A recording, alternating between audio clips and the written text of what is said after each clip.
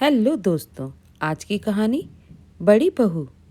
अल्हड़ बिंदास पढ़ाई और सहेलियों में मस्त रहने वाली आरती अभी स्नातक के अंतिम वर्ष में ही थी। उम्र रही होगी मुश्किल से 18-19 वर्ष। तभी एक दिन माँ ने बताया उनके किसी परिचित परिवार ने अपने बेटे के लिए उसे पसंद कर लिया है और वे उसे अपने घर की बहू बनाना चाहते हैं। आरती हैरानी से माँ का मुंह देखती रह गई। अभी तो उसकी पढ़ाई भी पूरी नहीं हुई और उसे बिना देखे ही बहू बनाने की तैयारी हो गई। बड़ा अजीब लगा उसे। माँ ने बताया, जब हम लोग किसी शादी में गए थे वहाँ पर ही लड़के के परिवार वालों ने और लड़के ने उसे देखकर पसंद कर लिया था। बाकी औपचारिकताएं बाद में पूरी कर ली जाएंगी। आज से 50 साल पहले भी इसी तरह ही शादियाँ होती थी। खैर, देखने दिखाने की रस्म पूरी हुई और रिश्ता तय हो गया। जल्दी ही शादी भी हो गई। आरती इस घर में बड़ी बहू बनकर आई। परिवार में 3 बेटे, 2 बेटियां और सास ससुर थे। आरती के पीहर के परिवार में 2 भाई, 2 बहनें थे और वह सबसे छोटी थी। इसलिए एकदम बेफिक्र, मन की मालिक, घर के कार्यों से, जिम्मेदारी से एकदम मुक्त थी।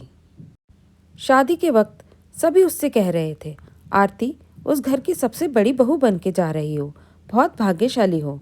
वहाँ तो तुम्हें इतना मान, आदर, प्यार मिलेगा और बड़ी होने के नाते तुम्हारा रौब भी रहेगा। अपनी देवरानियों पर भी रौब झाड़ोगी। वाह, मजे हो गए तुम्हारे तो, घर की बड़ी बहू बनकर। सुनकर वह भी बहुत खुश हो रही थी और मन में आनंद की तरंगें उठ रही थी। सचमुच परिवार के सभी सदस्यों ने उसे सिर आंखों पर बिठा के रखा। देवर ननदे तो उसके साथ चुहलबाजी में ही लगे रहते थे। सास ससुर भी बहुत प्रेम से पेश आते थे। जब घर में कोई मेहमान आते और उसका परिचय यह हमारे घर की बड़ी बहू है कहकर कराया जाता तो वह अपने आप को गौरवान्वित महसूस करती। चूँकि मायके में उसने कभी कुछ खास काम नहीं किए थे, इसलिए यहाँ बड़े परिवार में काम करने में उसे कुछ कठिनाई तो महसूस होने लगी थी। बेशक सब काम मिलजुल कर करते थे, लेकिन फिर भी उसे कई बार अपराध बोध महसूस होता। एक दिन ससुर जी बोले, बहू, आज 4 लोगों को खाने पर बुलाया है। तुम अपनी कोई बढ़िया सी स्पेशल डिश जरूर बनाना, ताकि हम लोगों को गर्व से बताएं कि हमारी बहू कितनी निपुण है। वैसे भी बड़ी होने के नाते तुम्हारी जिम्मेदारी है कि घर आए मेहमान की बहुत अच्छे से आवभगत की जाए। पति भी हाँ में हाँ मिलाते हुए, अब धीरे धीरे तुम्हें अपने सारे फर्ज निभाने शुरू करने ही होंगे। आखिर तुम घर की बड़ी बहू हो। आरती हैरानी से चुपचाप दोनों की बातें सुनते मन में हिसाब लगाने लगी। अभी तो उसकी उम्र 20 वर्ष भी नहीं है और अभी से ही उस पर फर्ज और जिम्मेदारी के बोझ रखने शुरू कर दिए गए हैं। यह कैसी सोच है। पढ़ाई करते करते ही उसकी शादी हुई। वह तो दुनियादारी के बारे में कुछ जानती भी नहीं और यहाँ एकाएक उससे फर्ज और जिम्मेदारियों की बातें की जा रही हैं। अब तो देवर भी फरमाइश करते, भाभी मेरे दोस्त आए हैं, जरा बढ़िया से चाय बनाकर पिला दीजिए ना। नंदे तो अभी हाई स्कूल में ही थी।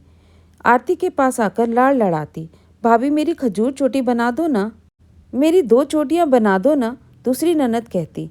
इन सब के कार्य करते हुए उसे शुरू में तो अच्छा लगता, लेकिन धीरे धीरे यह रोज के ही काम हो गए। बड़ा परिवार होने के कारण वैसे ही काम ज़्यादा होते हैं।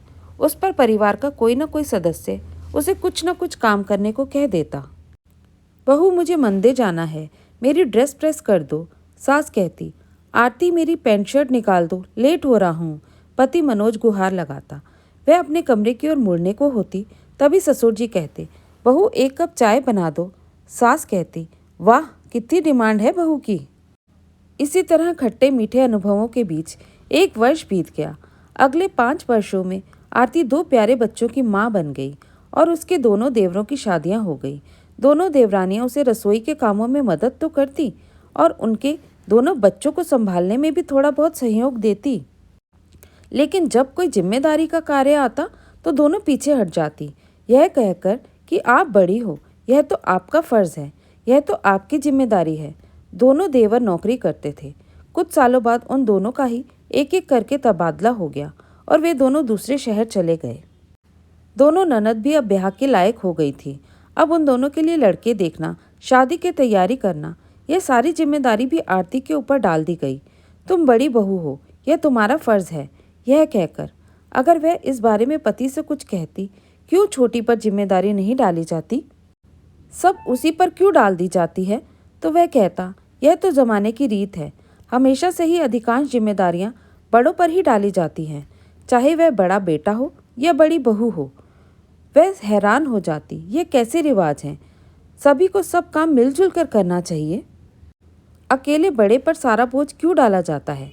दूसरे शहर में रहने वाले मामा ससुर का निधन हो गया तो दोनों देवर देवरानियों को वहां जाने के लिए कहा गया, लेकिन कोई भी तैयार नहीं हुआ।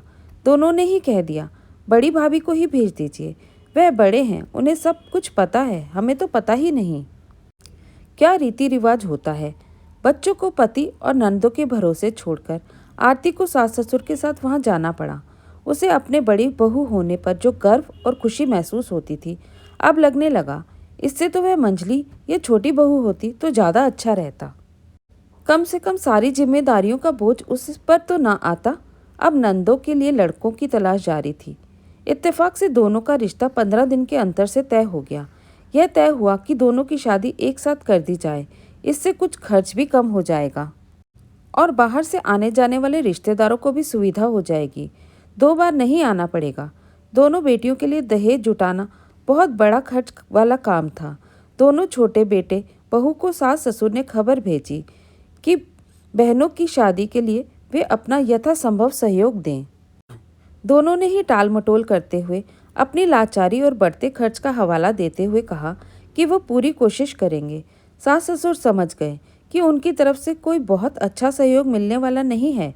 एक दिन सास आरती से बोली, बहू, तुम्हारे हिस्से में जो खानदानी रानी हार आया है वह कम से कम 15 तोले का है।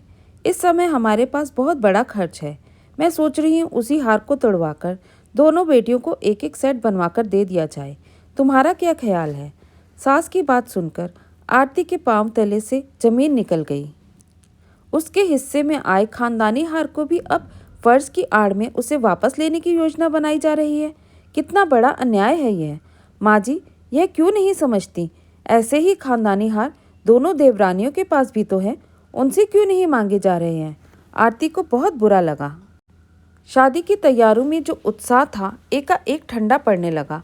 आखिर अपने पति से अपने मन की बात भी कह दी और स्पष्ट रूप से कह दिया वह अपना हार नहीं देगी।